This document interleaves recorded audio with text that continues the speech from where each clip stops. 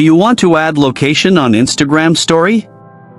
You can put a location on an Instagram story with just a few simple steps. Before we begin, please like this video and subscribe to our channel. I've also included some helpful tools and apps in the description, so be sure to check them out. To add a location on an Instagram story. First, open the Instagram app on your mobile device.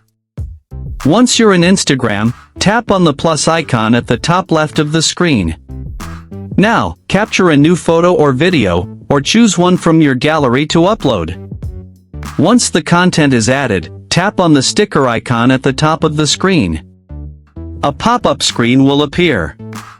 From here, find and tap on location. Now, type the name of the place you want to add in the search box. From the search results, select the one. The location sticker will appear on your story. You can resize it, change its color, drag it, and place it anywhere on the screen. Once you're happy with your story, tap on your story to share it with your followers.